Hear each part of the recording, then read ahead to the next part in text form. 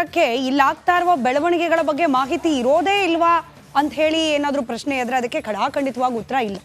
D K Shivakumar ಅವರಿಗೆ minute to minute ರಾಜ್ಯ ರಾಜಕಾರಣದಲ್ಲಿ ಅದರಲ್ಲೂ ಕಾಂಗ್ರೆಸ್ ಪಾಳ್ಯದಲ್ಲಿ ಆಗ್ತಾ ಇರುವ ಚಟುವಟಿಕೆಗಳ ಮಾಹಿತಿ ರವಾನೆ ಆಗ್ತಲೇ ಇರುತ್ತೆ.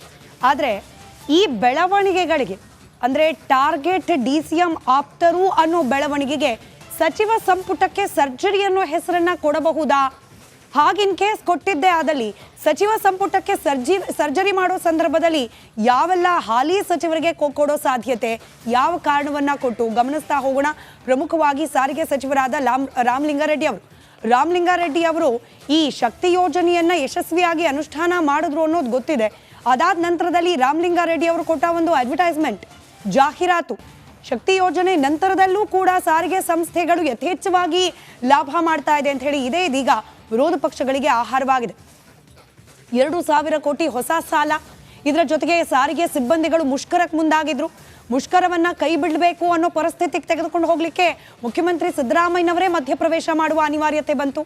ಇದನ್ನೆಲ್ಲ ಗಮನಿಸಿದಾಗ ರಾಮಲಿಂಗಾರೆಡ್ಡಿ ಅವರ ಕೈಯಲ್ಲಿರುವ ಸಾರಿಗೆ ಸಚಿವ ಸ್ಥಾನ ಕೈ ತಪ್ಪುವ ಸಾಧ್ಯತೆ ಇದೆಯಾ ಅನ್ನೋ ಅನುಮಾನ.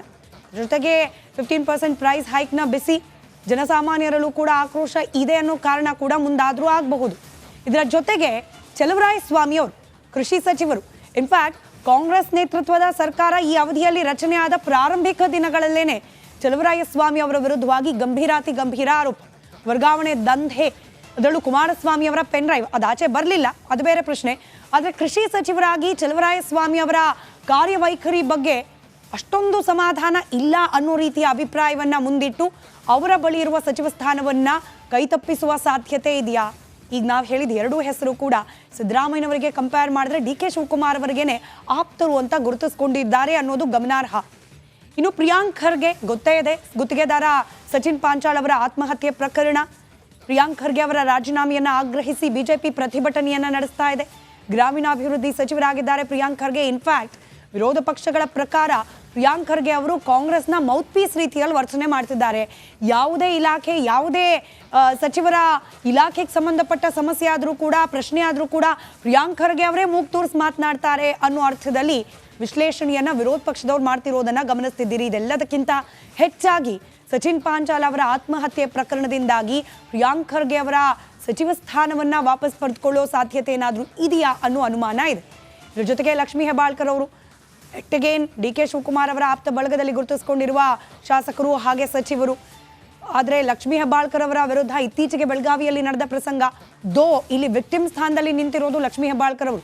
ಅಶ್ಲೀಲವಾದ ಪದವನ್ನ ಲಕ್ಷ್ಮೀ ಹೆಬ್ಬಾಳ್ಕರ್ ವಿರುದ್ಧ CT ರವಿ ಪ್ರಯೋಗ ಮಾಡಿದ್ರು ಅಂತ ಹೇಳಿ ಕಂಪ್ಲೇಂಟ್ ಇರೋದು.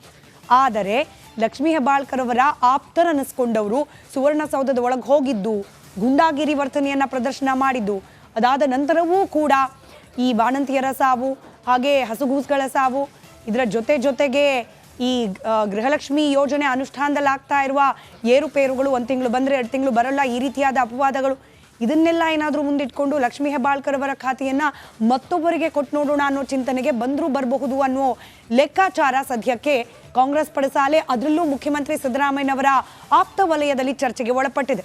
ಇನ್ನು ಯೋಜನೆ ಮತ್ತು ಅಂಕಿ ಅಂಶಗಳ ಸಚಿವರಾದ ಡಿ ಸುಧಾಕರ್ ಅವರನ್ನ ಕೂಡ ಡಿ ಕೆ ಶಿವಕುಮಾರ್ ಅವರ ಆಪ್ತರು ಅಂತಲೇ ಗುರುತಿಸಿಕೊಂಡಿರುವವರು. ಕಂಪ್ಯಾರಿಟಿವ್ಲಿ ಸಿದ್ದರಾಮಯ್ಯನವರಿಗೆ ಕಂಪೇರ್ ಮಾಡಿ ನೋಡಿದಾಗ ಇವರ ಕೈಲಿರುವ ಸಚಿವ ಸ್ಥಾನವನ್ನ ಕೂಡ ವಾಪಸ್ ಪಡೆಯುವ ಸಾಧ್ಯತೆ ಇದೆ ಅನ್ನೋ ಗುಸು ಅನ್ನೋ ಗುಮಾನಿ ಇದೀಗ ಚರ್ಚೆಗೆ ಒಳಪಡ್ತಾ ಇದೆ. ಜವಳಿ ಮತ್ತು ಸಕ್ಕರೆ ಖಾತೆ ಸಚಿವರಾದ ಶಿವಾನಂದ ಪಾಟೀಲ್ ಅವರನ್ನ ಕೂಡ ಸಚಿವ ಸಂಪುಟದಿಂದ ಕೈ ಬಿಡೋ ಸಾಧ್ಯತೆ ಇದೆಯಂತೆ. ಮೀನುಗಾರಿಕಾ ಸಚಿವರಾದ ಮಂಕಾಳ್ ವೈದ್ಯ ಅವರು, ಜೊತೆಗೆ ಪ್ರಾಥಮಿಕ ಪ್ರೌಢಶಿಕ್ಷಣ ಸಚಿವರಾದ ಮಧು ಬಂಗಾರಪ್ಪ ಅವ್ರ ಮೇಲಂತೂ ದಿನನಿತ್ಯ ಒಂದಲ್ಲ ಒಂದು ಅವರದ್ದೇ ಇಲಾಖೆಗೆ ಸಂಬಂಧಪಟ್ಟಂತೆ ಅಸಮಾಧಾನಗಳು, ಅವ್ರ ವಿರುದ್ಧವಾದ ದೂರುಗಳು ಕೇಳೋಕೆ ಸಿಗ್ತಲೇ ಇರುತ್ತೆ. ಇದರ ಜೊತೆಗೆ ನಗರಾಭಿವೃದ್ಧಿ ಹಾಗೆ ಹಜ್ ಖಾತೆ ಸಚಿವರಾದ ರಹೀಂ ಖಾನ್ ಅವರನ್ನ ಕೂಡ ಸಚಿವ ಸಂಪುಟದಿಂದ ಕೈ ಬಿಡಬಹುದು ಅನ್ನೋ ಲೆಕ್ಕಾಚಾರ ಇದೆ. ಮತ್ತೊಮ್ಮೆ ಹೇಳ್ತಾ ಇದ್ದೀವಿ, ಇದು ಅಂದಾಜಿನ ಪಟ್ಟಿ ಅಷ್ಟೇ.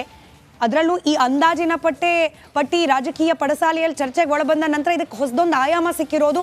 ಇವರೆಲ್ಲರೂ ಕೂಡ ಈಗ ನಾವೇನು ಹೆಸರನ್ನ ಗಮನಿಸಿದ್ವಿ, ಸಿದ್ದರಾಮಯ್ಯನವರಿಗಿಂತ ಹೆಚ್ಚಾಗಿ ಡಿ ಕೆ ಶಿವಕುಮಾರ್ ಅವರ ಬಣ ಅಂತ ಗುರುತಿಸಿಕೊಂಡಿರುವವರು. ಹೀಗಾಗಿ ಡಿ ಕೆ ಶಿವಕುಮಾರ್ ಅವರ ಫಾರಿನ್ ಟ್ರಿಪ್ ಮುಗಿಯೋದ್ರ ಒಳಗಡೆ ಸಚಿವ ಸಂಪುಟ ಸರ್ಜರಿಗೆ ಸಂಬಂಧಪಟ್ಟ ಆ ಒಂದು ಲಿಸ್ಟ್ ರೆಡಿ ಆಗಿರುತ್ತೆ. ಆ ಲಿಸ್ಟ್ನಲ್ಲಿ ಹೆಚ್ಚಿನ ಸಂಖ್ಯೆಯಲ್ಲಿ ಡಿ ಕೆ ಶಿವಕುಮಾರ್ ಅವರ ಆಪ್ತ ಬಣದವರೇನೆ ಸಚಿವ ಸಂಪುಟದಿಂದ ಆಚೆ ನಡೆಯುವ ಪ್ರಸಂಗ ಎದುರಾದ್ರೂ ಆಗಬಹುದು ಅನ್ನೋ ಅಂದಾಜಿದೆ. ಕಾದ್ ನೋಡೋಣ. ಡಿ ಕೆ ಶಿವಕುಮಾರ್ ಅವರು ಫಾರಿನ್ನಿಂದ ವಾಪಸ್ ಬಂದ ನಂತರದಲ್ಲಿ ಅದರಲ್ಲೂ ಸಚಿವ ಸಂಪುಟಕ್ಕೆ ಸರ್ಜರಿ ಮಾಡುವ ಹಂತದಲ್ಲಿ ಈ ಹೆಸರುಗಳೇನೇ ಫೈನಲ್ ಆಗುತ್ತಾ ಅಂತ ಹೇಳಿ. ಮುಂದಿನ ಸುದ್ದಿ ಕಡೆಗೆ ಇಲ್ಲಾಗ್ತಾ ಇರುವ ಬೆಳವಣಿಗೆಗಳ ಬಗ್ಗೆ ಮಾಹಿತಿ ಇರೋದೇ ಇಲ್ವಾ ಅಂತ ಹೇಳಿ ಏನಾದರೂ ಪ್ರಶ್ನೆ ಇದ್ರೆ ಅದಕ್ಕೆ ಖಡಾಖಂಡಿತವಾಗಿ ಉತ್ತರ ಇಲ್ಲ. ಡಿ ಕೆ ಶಿವಕುಮಾರ್ ಅವರಿಗೆ ಮಿನಿಟ್ ಟು ಮಿನಿಟ್ ರಾಜ್ಯ ರಾಜಕಾರಣದಲ್ಲಿ ಅದರಲ್ಲೂ ಕಾಂಗ್ರೆಸ್ ಪಾಳ್ಯದಲ್ಲಿ ಆಗ್ತಾ ಇರುವ ಚಟುವಟಿಕೆಗಳ ಮಾಹಿತಿ ರವಾನೆ ಆಗ್ತಲೇ ಇರುತ್ತೆ.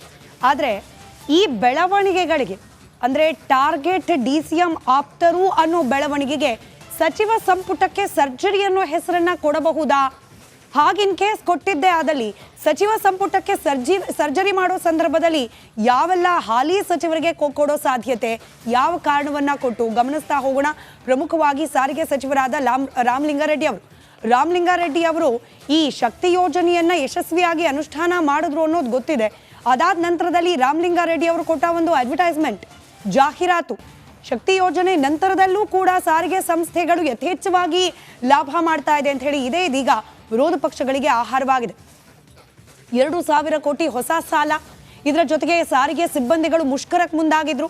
ಮುಷ್ಕರವನ್ನ ಕೈ ಬಿಡಬೇಕು ಅನ್ನೋ ಪರಿಸ್ಥಿತಿಗೆ ತೆಗೆದುಕೊಂಡು ಹೋಗ್ಲಿಕ್ಕೆ ಮುಖ್ಯಮಂತ್ರಿ ಸಿದ್ದರಾಮಯ್ಯನವರೇ ಮಧ್ಯಪ್ರವೇಶ ಮಾಡುವ ಅನಿವಾರ್ಯತೆ ಬಂತು. ಇದನ್ನೆಲ್ಲ ಗಮನಿಸಿದಾಗ ರಾಮಲಿಂಗಾರೆಡ್ಡಿ ಅವರ ಕೈಯಲ್ಲಿರುವ ಸಾರಿಗೆ ಸಚಿವ ಸ್ಥಾನ ಕೈ ತಪ್ಪುವ ಸಾಧ್ಯತೆ ಇದೆಯಾ ಅನ್ನೋ ಅನುಮಾನ. ಜೊತೆಗೆ 15% ಪ್ರೈಸ್ ಹೈಕ್ನ ಬಿಸಿ ಜನಸಾಮಾನ್ಯರಲ್ಲೂ ಕೂಡ ಆಕ್ರೋಶ ಇದೆ ಅನ್ನೋ ಕಾರಣ ಕೂಡ ಮುಂದಾದರೂ ಆಗಬಹುದು.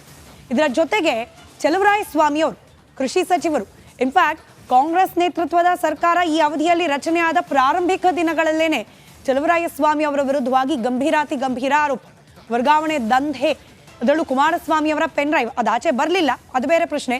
ಆದರೆ ಕೃಷಿ ಸಚಿವರಾಗಿ ಚಲುವರಾಯಸ್ವಾಮಿ ಅವರ ಕಾರ್ಯವೈಖರಿ ಬಗ್ಗೆ ಅಷ್ಟೊಂದು ಸಮಾಧಾನ ಇಲ್ಲ ಅನ್ನೋ ರೀತಿಯ ಅಭಿಪ್ರಾಯವನ್ನ ಮುಂದಿಟ್ಟು ಅವರ ಬಳಿ ಇರುವ ಸಚಿವ ಸ್ಥಾನವನ್ನ ಕೈತಪ್ಪಿಸುವ ಸಾಧ್ಯತೆ ಇದೆಯಾ?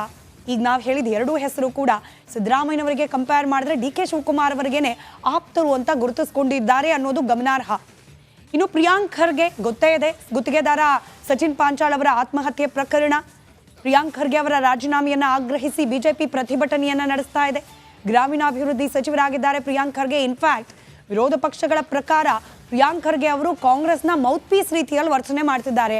ಯಾವುದೇ ಇಲಾಖೆ, ಯಾವುದೇ ಸಚಿವರ ಇಲಾಖೆಗೆ ಸಂಬಂಧಪಟ್ಟ ಸಮಸ್ಯೆ ಆದರೂ ಕೂಡ, ಪ್ರಶ್ನೆ ಆದರೂ ಕೂಡ ಪ್ರಿಯಾಂಕ್ ಖರ್ಗೆ ಅವರೇ ಮೂಗು ತೂರಿಸಿ ಮಾತನಾಡ್ತಾರೆ ಅನ್ನೋ ಅರ್ಥದಲ್ಲಿ ವಿಶ್ಲೇಷಣೆಯನ್ನ ವಿರೋಧ ಪಕ್ಷದವ್ರು ಮಾಡ್ತಿರೋದನ್ನ ಗಮನಿಸ್ತಿದ್ದೀರಿ. ಇದೆಲ್ಲದಕ್ಕಿಂತ ಹೆಚ್ಚಾಗಿ ಸಚಿನ್ ಪಾಂಚಾಲ್ ಅವರ ಆತ್ಮಹತ್ಯೆ ಪ್ರಕರಣದಿಂದಾಗಿ ಪ್ರಿಯಾಂಕ್ ಖರ್ಗೆ ಅವರ ಸಚಿವ ಸ್ಥಾನವನ್ನ ವಾಪಸ್ ಪಡೆದುಕೊಳ್ಳೋ ಸಾಧ್ಯತೆ ಏನಾದರೂ ಇದೆಯಾ ಅನ್ನೋ ಅನುಮಾನ ಇದೆ. ಇದರ ಜೊತೆಗೆ ಲಕ್ಷ್ಮೀ ಹೆಬ್ಬಾಳ್ಕರ್ ಅವರು ಅಗೇನ್ ಡಿ ಕೆ ಶಿವಕುಮಾರ್ ಅವರ ಆಪ್ತ ಬಳಗದಲ್ಲಿ ಗುರುತಿಸಿಕೊಂಡಿರುವ ಶಾಸಕರು ಹಾಗೆ ಸಚಿವರು. ಆದರೆ ಲಕ್ಷ್ಮೀ ಹೆಬ್ಬಾಳ್ಕರ್ ಅವರ ವಿರುದ್ಧ ಇತ್ತೀಚೆಗೆ ಬೆಳಗಾವಿಯಲ್ಲಿ ನಡೆದ ಪ್ರಸಂಗ, ಇಲ್ಲಿ ವಿಕ್ಟಿಮ್ ಸ್ಥಾನದಲ್ಲಿ ನಿಂತಿರೋ